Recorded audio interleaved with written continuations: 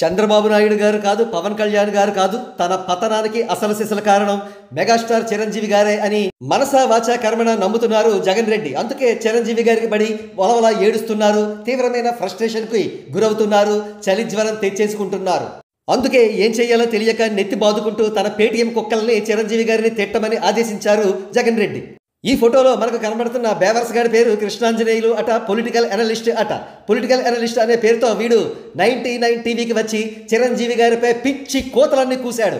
భారతదేశపు 2వ అత్యున్నత పౌర పురస్కారం పద్మ విభూషణ్ సాధించిన మేరు పర్వతం లాంటి చిరంజీవి గారిని వీడు ఏకవచనంతో సంబోధిస్తూ వాడు వీడు అంటూ పేట్రేగిపోయాడు, అవాకులు చవాకులు ప్రేలాడు.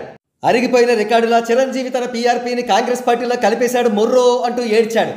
ఇంకా పరాకాష్ఠగా ఏం వాగాడంటే చిరంజీవి రాజ్యసభకు వెళ్తే జనాలు ఉమ్మోస్తారు అన్నాడు.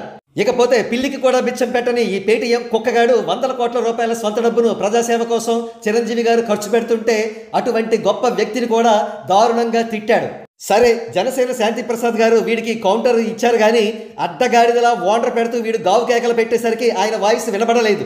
రాయపాటి అరుణ్ గారు వంటి వారు ఇటువంటి డిబేట్స్ లో ఉంటే బాగుండేదనిపించింది. అయినప్పటికీ కూడా 99 టీవీ వాడు ఇలాంటి పేటీఎం కుక్కల్ని స్టూడియోకి తీసుకువచ్చి డిబేట్లు కండక్ట్ చేయడం మాత్రం క్షమించడాని నేరం. దీనివల్ల వారి సబ్స్క్రైబర్స్ తగ్గుతారు, వ్యూవర్స్ తగ్గుతారు. ఒకవేళ పొరపాటుగా ఆహ్వానించిన ఇలాంటి వెధవలు అడ్డదడ్డంగా వాగినప్పుడు వారి మెడ పట్టుకుని ఇమీడియట్ గా బయటకు గెంటి వేయాలి. ఇక నుంచి 99 టీవీ ఆ ప్రయత్నం చేస్తుందని ఆశిద్దాం.